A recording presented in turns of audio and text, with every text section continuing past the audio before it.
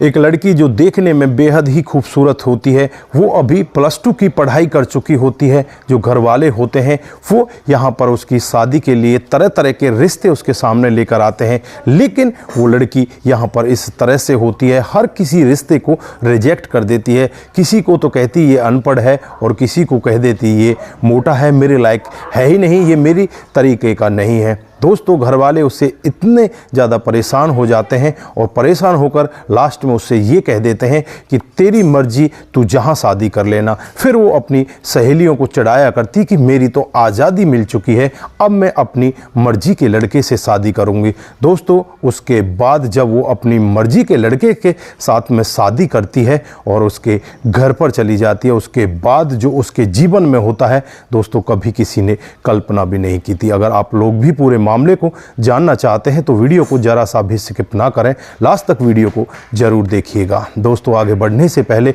हमारी वही रिक्वेस्ट कि जो हमारे चैनल के साथ नए हैं, कृपया करके चैनल को फॉलो कर लीजिए, बेल आइकन को जरूर प्रेस कीजिए। नमस्कार, जय हिंद। आप देख रहे हैं APH न्यूज़ राहुल रावत के साथ। तो दोस्तों, आज की जो हकीकत की घटना आप लोगों को बताने जा रहा हूँ, हिमाचल प्रदेश के कुल्लू की हकीकत की घटना है। यहाँ पर संजना नाम की एक लड़की, जिसकी उम्र लगभग 19 साल होती है, जो 12वीं की अभी पढ़ाई पूरी करके आती है। पढ़ाई पूरी करने के बाद वो अपने घर पर अच्छे तरीके से रहने लगती है। माता पिता को लगता है कि अब इसकी शादी कर देनी चाहिए, फिर उसके लिए अच्छे अच्छे रिश्ते आने लगते हैं, लेकिन यहाँ पर संजना सबको रिजेक्ट कर देती है। अब घर वालों को लगता है कि पता नहीं ये लड़की चाहती क्या है। फिर उसके लिए एक सरकारी टीचर का रिश्ता आता है और सरकारी टीचर भी जब इस लड़की को देखता है तो बस देखते ही इसका हो जाता है। वो कहने लगता है कि मुझे दान दहेज में कुछ नहीं चाहिए, बस मेरी शादी इस लड़की के साथ करा दीजिए। लेकिन यहाँ पर ये लड़की उस टीचर को भी रिजेक्ट कर देती है और उससे कहती है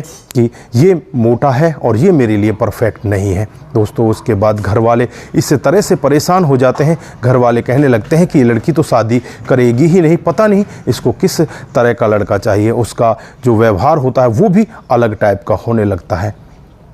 अब घर वाले उसके ऊपर ही छोड़ देते हैं कि तू अपनी मर्जी से शादी कर ले, जहां तुझे अच्छा लड़का मिले तू वहां पर जाकर शादी कर ले। फिर 2021 का वाक़या होता है, जब एक शादी समारोह में ये लड़की जाती है तो वहां पर एक लड़के को देखती है जिसका नाम प्रिंस होता है, जो मुंबई का रहने वाला होता है। देखने में वो लड़का दुबला पतला होता है, लेकिन उस लड़के की जो आदतें होती हैं वो किसी फिल्मी हीरो से कम नहीं होती।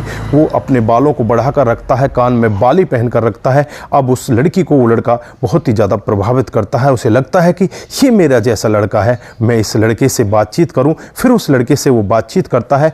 वो लड़का इससे कहता है कि तुम तो फिल्म में हीरोइन बन सकती हो, तुम्हें तो कहीं भी फिल्म में काम मिल सकता है। मैं मुंबई में बहुत ऐसे लोगों को जानता हूं जो तुम्हें फिल्मों में काम दे सकते हैं। दोस्तों, इस तरह से उसे चिकनी चुपड़ी बातें करता है। ये लड़की एक निर्णय ले लेती है कि मुझे बस इसी लड़के के साथ में शादी करनी है। फिर अपने घर वालों को आकर बताती है कि मैंने एक लड़का देखा है और उस लड़के के साथ में शादी करना चाहती हूँ। घर वाले उस लड़के के बारे में बातचीत करते हैं तो घर वालों को पता चलता है वो लड़का तो आवारा टाइप का है, वो तो कोई काम धंधा करता भी नहीं। लेकिन यहाँ पर ये लड़की जिद में अड़ जाती है कि मुझे बस इसी लड़के के साथ में शादी करनी है। उसके बाद घर वाले भी इसकी जिद के आगे टूट जाते हैं और इसकी शादी उस लड़के के साथ में करा देते हैं। शादी होने के बाद ये दुल्हन बनकर मुंबई चली जाती है और वहीं पर रहने लगती है। कुछ दिन तक तो इसे वो लड़का इधर उधर घुमाया करता और खूब इसकी मौज मस्ती कराया करता, लेकिन कुछ दिन के बाद ही इनकी आपस में लड़ाई होने लगती है, क्योंकि जो ये लड़का होता है इसका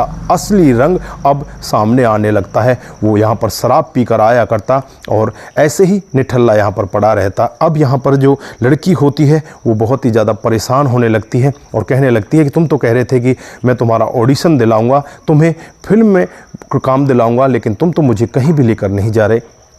यहाँ पर वो लड़का कहता है कि अभी थोड़ा सा काम है, उसके बाद मैं तुम्हें फिल्म स्टार से मिलवा दूंगा और वहाँ पर तुम्हें काम लग जाएगा। दोस्तों, ऐसे ही धीरे धीरे समय बीतता रहता है। इस लड़के ने कुछ और अपने जैसे ही टपोरी लड़कों से कुछ पैसा उधार ले रखा था और वो उधार का पैसा इसके ऊपर बढ़ता चला जाता है। लगभग 2 लाख रुपए इस लड़के ने उन लड़कों से उधार ले रखा था। अब ये पैसा जो उनका चुकाना था उसको नहीं चुका पाता और फिर यहाँ पर ये परेशान हो जाता है।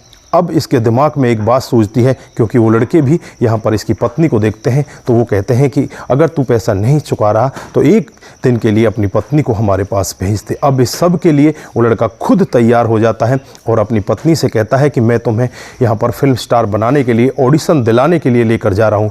जब उसकी सास को पता चलता है तो सास उससे कहने लगती है कि ये फालतू की बात करता है, इसकी कोई जानकारी नहीं है, बेटा तू इसकी बातों में मत आ, ये तुझे रास्ते में बेच कर आ जाएगा। लेकिन यहाँ पर वो लड़की भी नहीं मानती, उसके दिमाग में तो एक ही भूत सवार था कि तुझे फिल्म की हीरोइन बनना है। उसके बाद उसे एक कमरे के अंदर वो लड़का लेकर जाता है, वहाँ पर कई सारी लाइट जली होती हैं, उसे लगता है कि शायद यहाँ पर ऑडिशन हो रहा है। फिर यहाँ पर 2-3 लड़के आ जाते हैं और 2-3 लड़के उसके साथ छेड़छाड़ करने लगते हैं। वो सोच रही थी कि ये सब फिल्म का पार्ट है, ये ऑडिशन चल रहा है, लेकिन जब थोड़ी देर बाद उनके मंसूबे और ज़्यादा बढ़ने लगते हैं तो इस लड़की को महसूस होता है कि ये तेरे साथ में कुछ गलत काम कर रहे हैं। अब इस लड़की को बहुत ज़्यादा गुस्सा आता है, गुस्से में उन दोनों लड़कों को वहाँ से फेंक देती है, क्योंकि ये लड़की ताकतवर होती है और ये अपनी ताकत का इस्तेमाल सही जगह पर करती है। उनके मुंह को नोच लेती है और उसके बाद वहाँ से वो भागने का यत्न करती है। वो लड़के भी उसके साथ भागने का यत्न करते हैं, लेकिन जैसे ही वो बाहर भागती है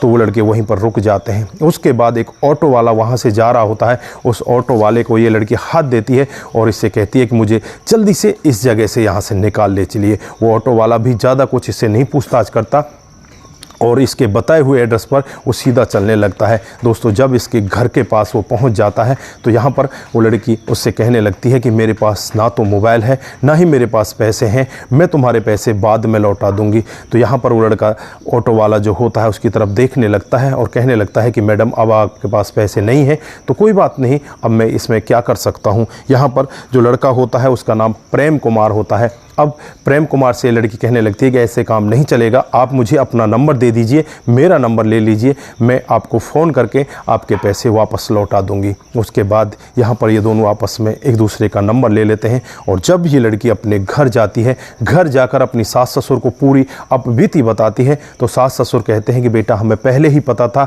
कि ये हमारा नालायक बेटा है और ये ऐसा ही काम करेगा, इसलिए हम तुझे मना कर रहे थे। रात को करीब 12:30 बजे वो लड़का प्रिंस अपने घर पर आता है और ऐसी हालत में आता है, बिल्कुल नशे में धुत होता है। दोस्तों, उसके बाद यहाँ पर जो लड़की होती है अपने फ़ोन को उससे छीनती है और उसके ऊपर लात घूंसों से बारिश करने लगती है कि तुमने तो मुझे बेच ही दिया, तुमने 2 लाख रुपए में मुझे बेच दिया, तुम मुझसे शादी करके लाए थे, तुम मेरे से कह रहे थे कि मैं तुम्हें फिल्म स्टार बनाऊंगा, लेकिन आज तुमने मेरे साथ में क्या किया। यहाँ पर जो लड़के के माता पिता होते हैं वो भी कुछ नहीं कह पाते, चुपचाप ये पूरा वाक़या देखते रहते हैं, क्योंकि उन्हें भी पता था कि हमारा बेटा नालायक है और आज इसके साथ में जो हो रहा है वो बिल्कुल ठीक हो रहा है।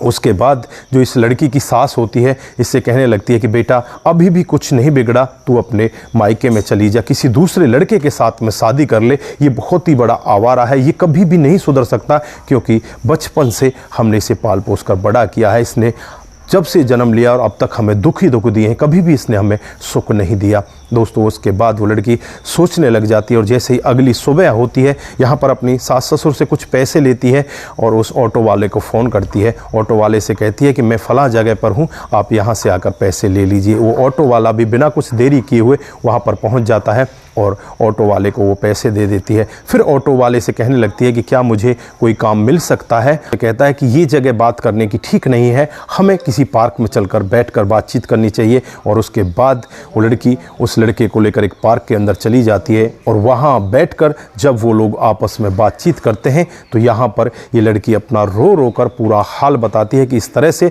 मेरे घर वालों ने मुझे मना किया था, लेकिन घर वालों की मर्जी के बगैर मैं इसके साथ में शादी करके आई हूँ और आज इसने मेरे साथ में इतना गलत किया है, क्या तुम मुझे कोई काम नहीं दिला सकते। उसके बाद वो ऑटो वाला कहता है कि ठीक है, मैं तुम्हें काम दिला देता हूँ। दोस्तों, 2 दिन के बाद ही उस लड़की को एक हॉस्पिटल के अंदर रिसेप्शनिस्ट बना दिया जाता है। वो देखने में तो बहुत ही ज़्यादा खूबसूरत होती है और वो +2 पढ़ी भी होती है। उसके बाद उसका कामकाज वहीं पर चलने लगता है। अब यहाँ जब ये अपने सास ससुर के घर जाया करती तो वो लड़का रात को फिर इसको परेशान किया करता और इसके साथ ज़बरदस्ती करने की कोशिश करता, लेकिन यहाँ पर ये उसे मना करती और उसके बाद ये अपने सास ससुर से कहती है कि मैंने एक कमरा ले लिया है और अब मैं आपको छोड़कर जा रही हूँ, आपके बेटे को छोड़कर जा रही हूँ। यहाँ पर सास ससुर भी कहते हैं कि बेटा बहुत अच्छा है, तू यहाँ से चली जाए। जो जो ऑटो वाला होता है उसे एक कमरा दिला देता है और उसी कमरे में वो रहने लगती है। धीरे धीरे उनका समय बीतता रहता है दोस्तों। फिर यहाँ पर ऑटो वाले के साथ उसकी इस तरह से दोस्ती हो जाती है, इस तरह से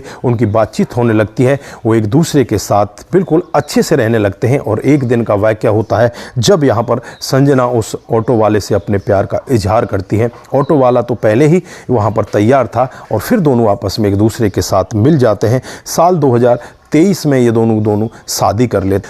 शादी करने के कुछ ही महीनों के बाद ये लड़की संजना अपने पति प्रेम कुमार के साथ अपने गांव में पहुंचती है और माँ बाप को सारा वाक़या बताती है। तो माँ बाप भी यहाँ पर कहते हैं कि बेटा, जो तूने पहले कदम उठाए थे वो बहुत गलत थे, शायद अब तुम्हारा पति ठीक होगा। दोस्तों उसके बाद वो वहाँ पर कुछ दिन रहते हैं और उसके बाद दोबारा मुंबई आ जाते हैं और उनका कामकाज धीरे धीरे अच्छे से चलने लगता है। साल 2023 के बाद आज 24 भी लगभग ख़त्म होने वाला है और अभी तक वो बहुत अच्छे से रह रहे हैं। दोनों का जीवन बहुत अच्छी तरीके से कट रहा है। तो दोस्तों ये रही आज की हकीकत की कहानी। आप लोगों को कैसी लगी? अगर आपको जरा सी भी प्रभावित करती है तो दोस्तों के साथ ज़रूर शेयर करके जाएं। दोस्तों इस कहानी से हमें यहाँ पर शिक्षा भी मिलती है कि माँ बाप की इच्छा के बगैर इस तरह से कुछ बच्चे बड़े हो जाते हैं और माँ बाप की इच्छा के बगैर ऐसे ही शादी कर लेते हैं। तो उनके साथ ज़्यादातर मामलों में ऐसा ही होता है। माँ बाप आपके लिए कभी भी गलत कदम नहीं उठाते। हमेशा ही माँ बाप यही सोचते हैं कि हमारा बेटा बेटी का घर अच्छे से बसे। तो दोस्तों आप यहाँ पर क्या कहना चाहते हैं? नमस्कार, जय हिंद, जय भारत।